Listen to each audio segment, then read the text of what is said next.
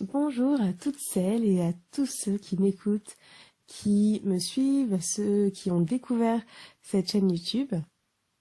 Dans cet épisode, on va traiter d'un sujet qui m'importe énormément, c'est l'acceptation de son corps. On parlera du coup de différents moyens de l'accepter, de parfois des moyens de l'aimer, de le chérir, de lui faire du bien. Et on parlera de manière globale de comment un peu se conditionner mentalement pour justement l'accepter pleinement. Donc tout d'abord, pour l'accepter, accepter ce corps qui est le nôtre et lequel on vit au quotidien, il faut commencer par identifier ce qu'on aime dans son corps. Et j'en suis convaincue, pour s'aimer profondément et pleinement, je pense qu'il est fondamental de se focaliser sur le positif, sur les choses qu'on aime dans ce corps. Et c'est vrai pour plein d'autres choses. Pour vivre une vie en fait plus sereine, une vie plus positive, il faut commencer par un peu challenger notre façon de penser. Challenger la façon dont on parle de soi-même. C'est aussi, oui, challenger la façon dont on parle de soi aux autres. Mais vraiment, ce qui est le plus important et le plus fondamental, c'est de faire attention à la manière dont on se parle. Ce fameux dialogue interne.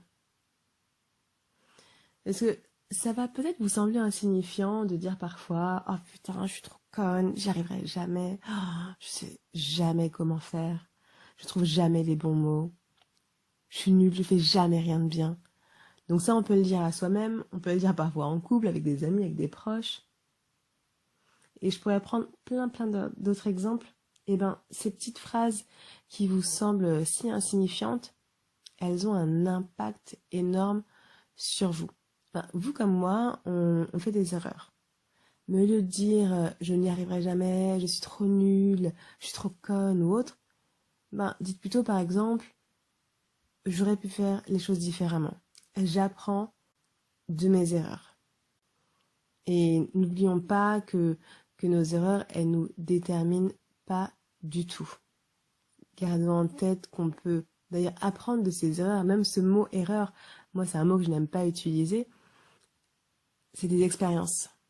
Certaines sont plus ou moins positives, d'autres plus ou moins négatives, mais dans tous les cas, on peut en apprendre de ces actions, de ces erreurs, de ces... peu importe comment on les appelle, et on peut changer. Rien n'est permanent. C'est-à-dire que l'erreur que vous avez faite il y a 1 an, il y a 2 ans, il y a 1 mois, il y a 1 jour, il y a 1 heure, elle ne vous détermine pas du tout. C'est vraiment vous seul qui déterminez qui vous êtes. Et les actions que vous faites, qu'elles soient positives ou négatives d'ailleurs, les deux, ne vous déterminent pas. Ça, gardez-le en tête.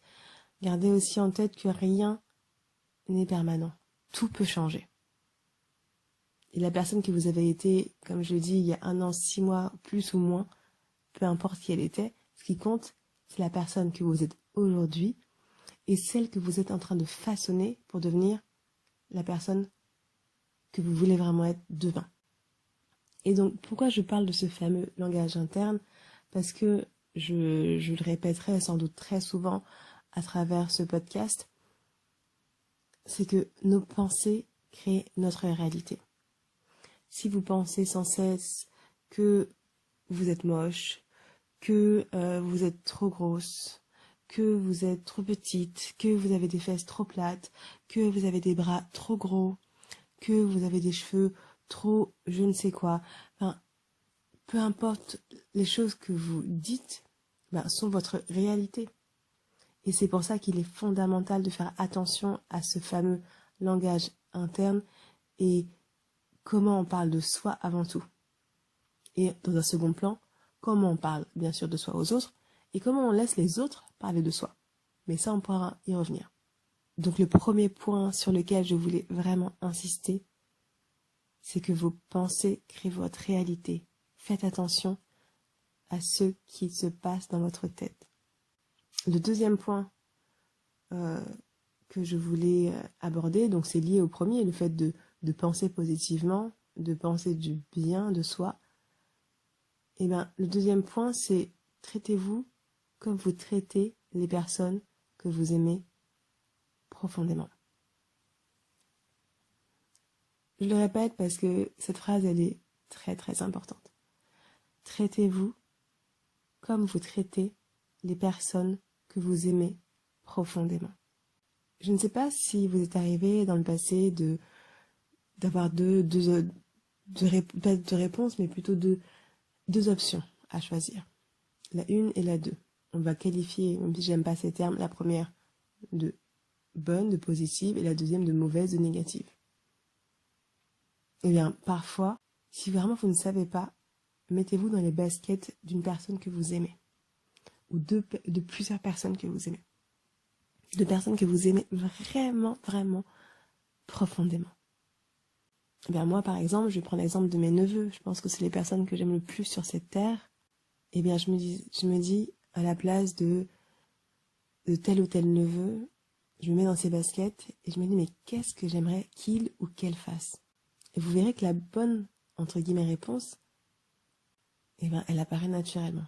Parce que si vos neveux, votre mari, votre femme, votre copain, peu importe qui, votre meilleur ami, eh bien, si ces personnes, elles méritent d'être heureuses, si ces personnes méritent de s'aimer, si ces personnes méritent de se trouver belles, si ces personnes méritent d'être bienveillants avec leur image, avec leur corps, avec tout leur être, eh bien, vous le méritez aussi. Et pourquoi je vous parle de ça? Parce que moi, j'ai voulu faire en sorte euh, eh ben, de traiter les autres mieux que moi. Dans le passé, j'ai eu tendance à m'oublier parce que je voulais à tout prix faire en sorte que l'autre soit heureux, que l'autre parvienne à s'en sortir dans la vie, que l'autre parvienne à atteindre ses objectifs. Et parfois, ce passé de sauveuse, on pourra parler plus tard de ce phénomène, eh ben, il est encore un peu présent. Parfois, le naturel revient au galop, entre guillemets, et j'ai tendance à vouloir aussi me mettre de côté au détriment de ma propre personne, de mes propres intérêts, de mes propres objectifs, mais c'est une erreur. Et ça peut vous coûter cher. Parce qu'en fait, dans ce cas-là, on a tendance à faire en sorte que l'autre soit une priorité. On s'oublie, on fait comme si les choses, les problèmes, on va dire, auxquels l'autre fait face, eh bien, ils apparaissent comme nos propres problèmes. Nous, on voit la solution, on sait ce qui devrait être fait, et donc on s'évertue à tout prix pour l'aider. Donc, non. Faites en sorte de vous aimer pleinement avant tout. Faites en sorte de prendre vos objectifs, votre personne comme votre priorité, ce qui ne fait pas de vous une personne égoïste. Donc, traitez-vous avec bienveillance, traitez-vous avec douceur, traitez-vous comme vous traitez les personnes que vous aimez profondément et faites attention à ce langage interne, faites en sorte d'être positif avec vous-même. Alors vous allez me dire, mais oui, mais on ne parle pas du corps. Eh bien, la chose dont je voulais vous parler, et on y vient là dans le vif du sujet, entre guillemets, c'est d'identifier les choses que vous aimez en vous. Il faut les chérir, les accepter. Et il faut aussi accepter que l'autre puisse les aimer. Comment faire pour apprendre à accepter ou aimer son corps? Eh bien, il est temps de se mettre à nu. Il est temps d'être honnête et d'être objectif avec nous-mêmes. Et quand je parle de se mettre à nu, comprenez-le au sens figuré, bien évidemment, mais comprenez-le également et surtout au sens propre. Alors attention, hein, je vous dis pas de vous mettre nu dans la rue, évidemment non. Je parle de vous mettre nu devant un miroir, face à vous-même. Je parle de vous mettre nu et de vous regarder, de la tête aux pieds, de tourner, de regarder vos pieds, vos mains, vos jambes, vos fesses, vos seins, votre ventre, vos bras, de regarder toutes les choses que vous aimez. Eh bien, cet exercice, il peut s'avérer compliqué pour certaines personnes. Peut-être que vous ne l'avez jamais fait. Regardez bien. Est-ce vos yeux, vos cheveux, votre sourire, votre poitrine? Regardez bien. Regardez bien les choses que vous aimez en vous. Il y en a forcément, n'est-ce pas? Prenez le temps de vous regarder. Souriez-vous encore, regardez-vous de la tête aux pieds. Portez un œil bienveillant sur vous-même. Et puis, faites-vous des compliments.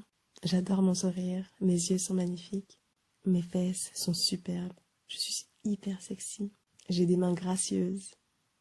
Regardez, vous verrez. Et même si l'amour-propre, c'est avant tout lié à soi-même, pensez à ces personnes qui vous ont complimenté. Qu'est-ce qu'elles vous ont dit? Comment avez-vous réagi lorsque ces personnes vous ont fait des compliments? Est-ce que vous faites partie de ces personnes qui n'acceptent pas les compliments? Et si tel est le cas, je comprends tout à fait ce que vous ressentez. J'ai été comme cela. Et parfois même aujourd'hui encore, je peine à les accepter. On a pu me dire, Marie, tu es belle. Et dans ma tête, je me disais, mais c'est pas vrai. Est-ce que vous aussi, ça vous est arrivé quand vous dites que vous êtes belle ou beau et que vous changez de sujet, vous faites une blague, ou mieux, vous répondez d'une façon un peu négative, ou vous dites, arrête, je te crois pas, arrête de te moquer de moi. Eh bien, acceptez que l'on puisse vous trouver sexy, acceptez que l'on puisse trouver que vous avez un beau sourire, de belles jambes, une belle peau, de beaux cheveux, et j'en passe. Vous avez entièrement le droit de refuser la négativité d'autrui. En revanche, il est fondamental que vous acceptiez la positivité et la bienveillance d'autrui envers vous. Et c'est leur opinion au final. Vous ne pourrez pas la changer. Et si vous ne savez pas quoi dire, si ce compliment vous met mal à l'aise, vous pouvez le dire, bien évidemment. Mais si ce compliment au fond de vous vous fait plaisir, acceptez-le. Et dites tout simplement merci. Ce petit mot de 5 lettres qui démontre au final toute une gratitude. Et si vous avez envie d'apprendre à accepter des compliments, vous y arriverez, je vous promets. Vous êtes magnifique et vous méritez de le savoir. Vous êtes magnifique, vous êtes unique. Il n'y a pas deux personnes comme vous. Vous êtes unique, vous êtes magnifique. Pas besoin de vous comparer à qui que ce soit. Je ne sais pas si vous connaissez la chanteuse, les chanteuses pour le coup, les chanteuses Jill Scott et Erykah Badu. Je vous mettrai, si vous désirez découvrir leur chaîne YouTube en description sous cette vidéo. C'est deux chanteuses que j'aime beaucoup. Erykah Badu, je pense l'écouter toutes les semaines. Eh bien, un jour, Jill Scott a été interviewée et cet intervieweur lui a demandé si elle n'avait pas peur de passer après Erykah Badu qui avait fait une performance juste avant. Vous savez ce qu'elle lui a répondu? Eh bien, sa première réaction a été de rigoler, de se moquer un peu de ce journaliste qui avait posé cette question. Et elle a répondu la chose suivante. Est-ce que vous m'avez déjà vu chanter? Je suis mademoiselle Jill Scott. Je suis une poète et une chanteuse et encore beaucoup de choses. Elle ajoute qu'on a tous cette petite chose en nous, cette magie, et que tout le monde a une propre forme de force, de pouvoir. Et elle utilise un mot qui est queendom. On a notre propre queendom, elle s'adresse aux femmes. Littéralement, un queendom, c'est un territoire régi par une femme, donc une reine, plus précisément. Et je ne sais pas si vous le saviez, qu'on a toute notre propre force en nous. Qu'on a notre propre queendom. Qu'on est la reine de notre propre territoire, de notre propre corps, pour le coup. Et elle ajoute quelque chose qui est hyper fort, selon moi. Elle dit que ce fameux queendom, le sien ne pourrait pas être comparé à celui d'Erykah Badu, et que celui d'Erykah Badu ne pourrait jamais être comparé au sien. Évidemment, ici, elle parle pas de corps, elle parle plutôt de leur performance en tant qu'artiste, que chanteuse. Mais en fait, ce qu'elle met en avant, c'est qu'on est tous différents. Personne n'est mieux ou moins bien. On a tous cette petite chose, cette petite magie, comme elle le dit en nous, qui fait notre individualité, notre beauté, notre force. Donc, nous sommes uniques. Et on a notre propre queendom, les filles. Pas besoin de se comparer à autrui. Nous sommes magnifiques. Mais pourquoi au final on se comparait à d'autres personnes puisque nous ne sommes pas ces personnes? Nous sommes complètement différentes. Arrêtons de penser que nous ne sommes pas assez bien, pas assez beaux. On perd notre temps et notre énergie à se focaliser sur la mauvaise personne. on se focalise sur autrui, alors qu'on est notre propre priorité. Et ça sert à rien de se focaliser sur qui que ce soit d'autre que sur nous-mêmes. Car on ne sera jamais ces personnes. Peu importe ce que l'on fait, peu importe ce qu'on veut changer en nous, on ne sera jamais quelqu'un d'autre que nous-mêmes. Et ces personnes-là ne seront jamais nous.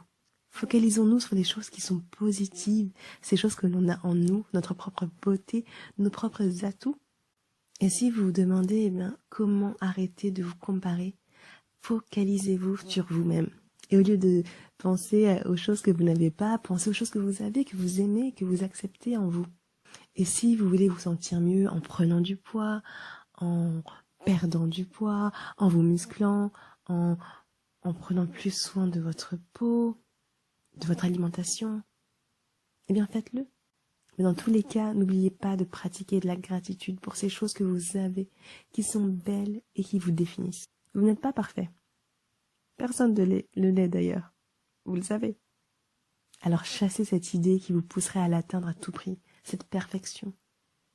Il n'y en a pas, elle n'existe pas. Personne ne l'est sur cette terre. Cessons de se comparer à autrui. Vous êtes magnifique tel que vous êtes. Peu importe que vous correspondez ou non à ces putains de dictats de la beauté que l'on voit au quotidien dans les médias, que ce soit à la télé ou dans les magazines, surtout les magazines féminins. Comparez-vous à celle ou à celui que vous étiez il y a quelques mois, il y a quelques années. Arrêtez de vous comparer, mais utilisez ces images à la rigueur pour vous inspirer. Qu'est-ce que je veux dire par là?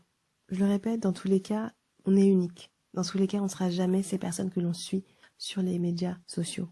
Tout comme eux ne seront jamais vous.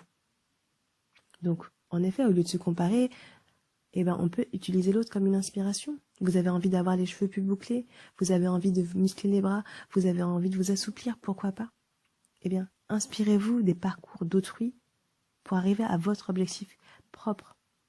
Pas devenir comme telle personne, mais devenir comme la personne que vous voulez profondément être au fond de vous. Car je le répète, elles ne seront jamais vous et vous ne serez jamais elles. Mais encore une fois, rien ne vous empêche de vous inspirer de leur parcours, de leur histoire. Vous êtes unique, vous êtes magnifique. Et c'est important que vous le croyez. C'est important que vous répétiez que vous êtes unique et vous êtes magnifique. Et c'est ce qui m'emmène à parler avec vous de la loi de l'attraction. Je ne sais pas si vous la connaissez. Je vous ai parlé tout à l'heure du fait que vos pensées créent votre réalité. Et cette phrase qui est simple, pour moi, c'est un excellent résumé ou explication de la loi de l'attraction, de cette fameuse loi de l'attraction. Nos pensées créent notre réalité. Vous attirez les choses auxquelles vous pensez, les choses dans lesquelles vous croyez, dur comme fer. Si vous pensez souvent que vous êtes moche, bête, dénué de toute valeur, que vous n'y arriverez pas, alors premièrement, vous n'êtes pas seul. D'autres sont passés par là, je suis passée par là, donc ne vous croyez pas encore plus nul que ce que vous pensez. Deuxièmement, gardez en tête que toute situation est impermanente, c'est-à-dire que tout peut changer. Rien n'est figé pour toujours. Troisièmement, si vous continuez à penser comme ça, si vous continuez à penser de cette manière négative, vous vous donnerez raison. Et ce que vous avez prédit se produira. Et du coup, il y a une solution qui s'offre à vous. Et là, j'ai envie de vous donner des conseils pratiques et pragmatiques pour devenir plus positive. La PNL, la programmation neuro-linguistique, peut vous y aider. Je vous mettrai des références dans cette description si vous voulez en savoir plus, parce que là je vais pas rentrer dans les détails de son origine, de son histoire, d'où vient la PNL. Donc ce podcast n'a pas pour but de faire de vous des experts en PNL, mais de vous donner au contraire des outils pratiques et pragmatiques. Et donc je vais quand même vous donner une définition que j'ai trouvée sur le site de psychologie.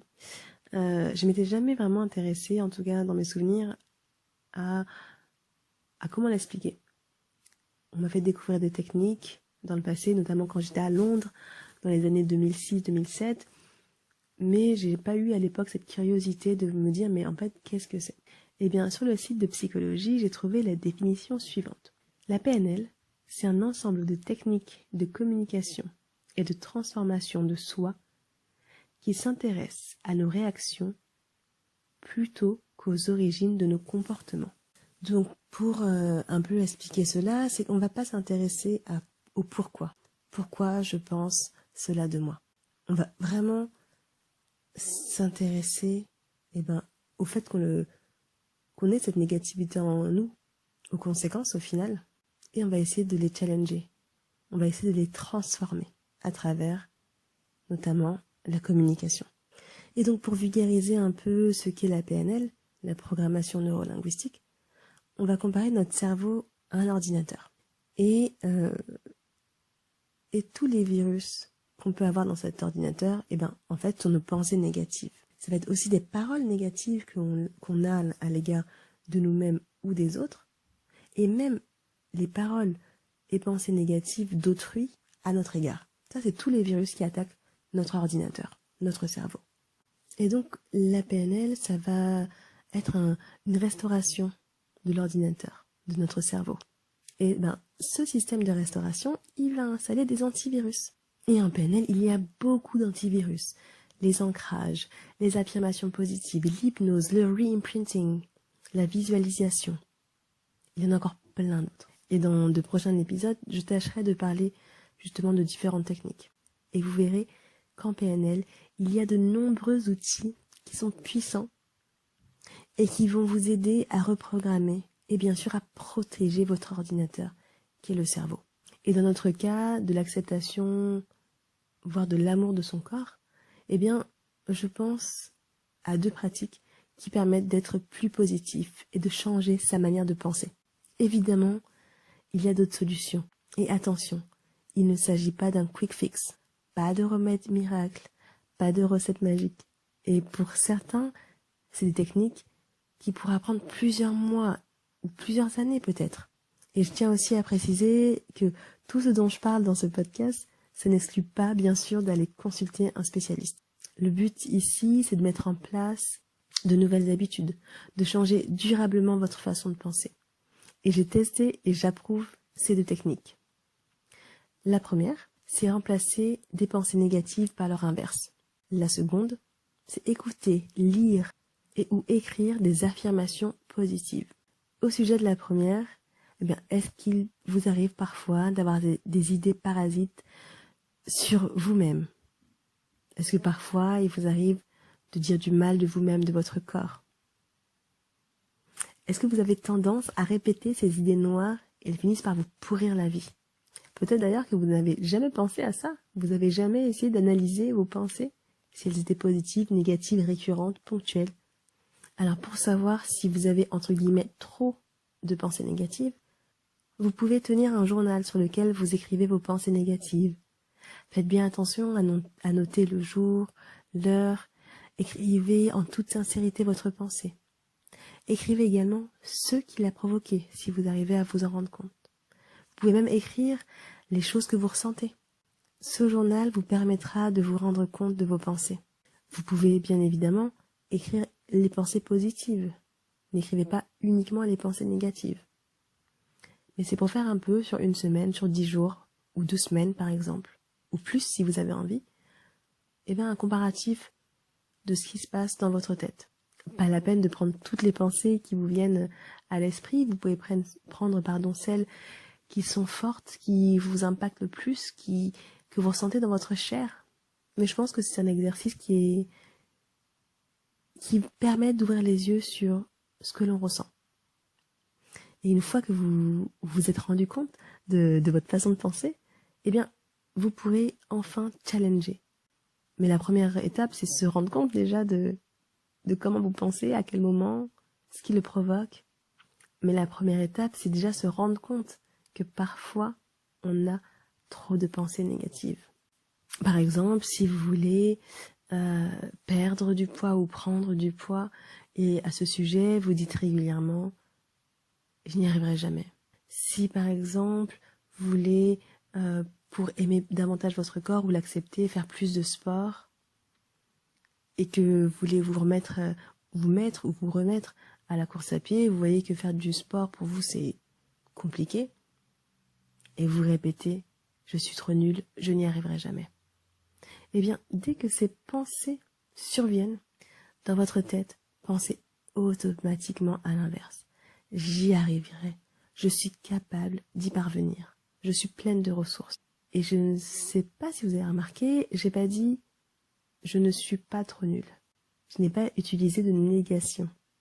Parce qu'il est important d'utiliser des phrases positives et non des négations. Car votre cerveau ne connaît pas la négation. Ainsi, si vous dites je ne suis pas nul, lui il va comprendre je suis nul. Donc faites bien attention à cela. Donc remplacez vos pensées négatives par des affirmations. Cette technique en soi, elle n'est pas compliquée à mettre en place. Mais ça requiert quand même de ne rien lâcher, d'être constant, de challenger chaque pensée négative que vous avez sur votre corps et sur vous-même au final. Cette technique, vous pouvez l'utiliser pour d'autres choses. D'ailleurs, si vous avez des remarques à faire à ce sujet, je me ferai une joie d'y répondre dans les commentaires. Vous pouvez me dire si vous avez déjà essayé cette technique, si vous avez des doutes, des questionnements. J'y répondrai encore une fois avec joie. L'autre technique dont je veux parler, que moi j'utilise au quotidien, eh bien, il s'agit des affirmations positives. Et tout comme en fait la première technique dont je vous ai parlé, qui est de remplacer chaque idée négative par des idées positives, eh bien, les affirmations positives peuvent prendre du temps, requièrent de la persévérance. Je vous en dis plus.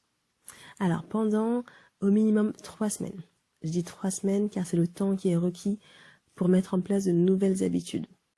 Vous allez utiliser les mêmes affirmations positives. Je peux vous donner un exemple. Les affirmations positives, ce sont des phrases, par exemple, telles que « Je suis pleine de ressources »,« Je suis belle et sexy »,« Je vais y arriver »,« J'accepte mon corps de plus en plus et je le chéris »,« Je me traite avec bienveillance ». Et il y en a encore plein. Et donc, plusieurs techniques s'offrent à vous. Ces fameuses affirmations, donc vous allez en écrire une vingtaine au minimum. Là, ici, on parle du corps, de l'acceptation de son corps, de l'amour aussi de son corps. Eh bien, donc vous pouvez rédiger des phrases liées à cela. Mais évidemment, s'il y a d'autres parties de votre vie que vous voulez changer, votre façon de penser par rapport à différentes choses, eh bien, vous pouvez évidemment en écrire sur d'autres sujets. Et donc, il y a plusieurs façons de procéder. Soit vous les enregistrez et vous les écoutez tous les jours, soit vous pouvez les écrire tous les jours, ou bien les lire. Vous pourrez même écouter des affirmations positives enregistrées par une tierce personne. Et d'ailleurs, en description de cette vidéo, je mettrai un lien d'une playlist que j'ai créée, dans laquelle je poste plus ou moins régulièrement des affirmations positives sur diverses thématiques. Et vous verrez qu'au bout de quelques jours, vous connaîtrez ces affirmations positives par cœur. Et j'insiste encore sur le terme positive, il s'agit d'affirmations positives, car il est important de ne pas utiliser de négation. Vous connaissez bien ces chansons que l'on apprécie, pas forcément plus que ça, mais qui entrent dans nos têtes sans même qu'on s'en rende compte. Je peux vous parler de Jaja, de Despacito et bien d'autres chansons. Bon, j'espère déjà que je ne vous les ai pas mises en tête. Mais bref, tout ça pour dire que c'est la répétition qui fait que ça s'imprime dans notre esprit. Et ces deux techniques, ces deux types d'exercices, eh bien, sont un réel moyen de reprogrammer notre façon de penser, de vous faire changer certains comportements négatifs. Que vous les répétiez, écoutiez, lisiez, écriviez, faites-le avec conviction. Plus vous changerez votre façon de penser, en y ajoutant de la positivité, plus vous attirerez du positif dans votre vie. Et c'est ça, encore une fois, la loi de l'attraction. Vos pensées créent votre réalité. Et je donne d'autres exemples. Vous pourrez répéter « J'accepte et aime mon corps, mon sourire est magnifique, je rayonne, j'ai du charisme, je suis belle et attirante. » Et les exemples sont multiples. Donc la PNL, c'est une façon de changer sa façon de penser, ses comportements à travers la communication. Donc on change un peu notre façon de communiquer avec nous-mêmes avant tout. Mais il y a plein d'autres moyens qui vous permettraient non seulement d'accepter, mais aussi d'aimer pleinement votre corps. Par exemple, vous pouvez faire du ménage dans vos comptes Insta, Facebook, sur les médias sociaux d'une manière globale. Vous pouvez bloquer certaines personnes. Vous pouvez arrêter de suivre certains comptes. Vous pouvez en masquer d'autres temporairement, de façon permanente. Vous pouvez effacer des publications de vous-même que vous avez postées qui ne correspondent plus à qui vous êtes aujourd'hui. Vous pouvez suivre des comptes de personnes qui vous ressemblent physiquement et qui vous font voir qu'on peut être bien dans son corps et dans sa peau avec cette morphologie, avec cette apparence. Vous pouvez faire des activités qui vous font du bien à votre corps. Vous pouvez méditer, vous pouvez faire de la relaxation, du sport, de la danse, du camping. Une activité qui vous fait du bien à votre corps. Vous pouvez vous masturber, masturbez-vous d'ailleurs, je vous invite à le faire. Et je m'adresse principalement aux femmes. N'oublions pas que cet organe qui est le clitoris est un organe du plaisir. Il est dédié au plaisir. Eh bien, faites-vous du bien, faites-vous plaisir. Procurez-vous du plaisir. Et quand je parle de se faire du bien, se faire plaisir, ça passe aussi par le fait de se faire chouchouter. Par exemple, vous pouvez opter pour un massage, une pédicure, une manicure ou je ne sais quel autre soin bien-être qui vous détend. Et si parfois prendre soin de vous, eh bien, c'est lié à prendre soin de votre apparence, eh bien, faites-le. Habillez-vous avec une tenue qui vous plaît, avec des vêtements qui font ressortir vos atouts, qui mettent votre corps en valeur. Parfumez-vous si cela vous fait plaisir. Et bien aussi, notre façon de pouvoir accepter et aimer son corps, vous pouvez travailler avec un professionnel, coach en développement personnel, psychologue, coach sportif, coach en image, ou même relookeuse. Tous ces professionnels pourraient vous accompagner. Bon, après ce podcast, ou même avant d'ailleurs, je pense que vous êtes convaincus par le fait que les pensées négatives, ça sert à rien. Des pensées négatives ne vous apporteront jamais une vie positive. Et si vous faites partie de ces sceptiques qui sont pas trop convaincus par le body positive, et ça je peux le comprendre et je ne juge pas du tout, le fait d'aimer son corps, peu importe nos supposés défauts. Eh bien, si vous n'êtes pas vraiment fan de cette nouvelle mouvance qui est le body positive, optez pour le body neutral. Eh bien, qu'est-ce que c'est ? C'est simplement l'acceptation de son corps. On cesse alors de dire « j'ai des petits seins », mais on dira plutôt « eh bien, j'ai des seins ». On arrêtera de dire « je suis trop grosse ». On arrêtera de dire « j'ai des trop gros bras ». Eh bien non, j'ai des bras. Le corps que j'ai me permet de vivre, de marcher, de manger, ou je ne sais quelle autre action qui peut nous permettre de faire. Mon corps est un corps, rien de plus. On le voit sous une vision, on va dire, anatomique. Eh bien, j'ai des organes, j'ai un corps. Il n'est pas mieux que quelqu'un, il n'est pas moins bien que quelqu'un d'autre. C'est mon corps. Chaque corps est unique. Inutile de les comparer. Que vous soyez fan ou non du body positive, que vous voulez vous aimer pleinement, que vous voulez vous trouver belle ou non, eh bien dans tous les cas, acceptez votre corps. Traitez-le avec bienveillance. Et c'est vrai que quand j'ai réfléchi à ce podcast, j'ai pas pensé également à l'autre. Mais le fait d'accepter son corps et de le traiter avec bienveillance, ça implique aussi qu'on ne laisse pas n'importe quoi y accéder. Que ce soit à travers l'alimentation, mais ça peut être également à travers d'autres personnes. Notamment, je parle de sexualité. Vous avez le droit de dire non. Vous avez le droit de dire « je m'aime beaucoup trop pour accepter telle ou telle situation, pour accepter que tel ou tel aliment entre dans mon corps, pour accepter que telle ou telle personne entre en moi. » Une fois qu'on apprend à aimer son corps, il y a des choses qu'on n'accepte plus. Une fois qu'on se rend compte à quel point notre corps a de la valeur, il y a des choses qu'on refuse. Traitons-nous avec bienveillance, traitons-nous comme nous traitons ces personnes que nous chérissons le plus au monde. S'ils méritent d'être heureux, vous le méritez aussi. Si ces personnes que vous aimez tant méritent d'accepter et d'aimer leur corps, eh bien vous aussi vous le méritez. Acceptez votre corps, rendez-vous compte qu'il est unique et qu'il est magnifique. Soyez positive avec vous-même. Chassez toutes ces pensées négatives qui vous font du mal et qui vous pourrissent la vie. Chassez ces idées négatives grâce aux affirmations positives, grâce au fait de remplacer chaque idée négative par leur inverse. Prenez soin de vous, prenez soin de vos corps. La vie est bien trop courte pour polluer notre esprit avec des idées négatives et des comparaisons qui ne servent à rien. Puisqu'on l'a dit, vous ne serez jamais ces personnes et elles ne seront jamais vous. Acceptez-vous, aimez-vous, faites-vous du bien, soyez vous-même.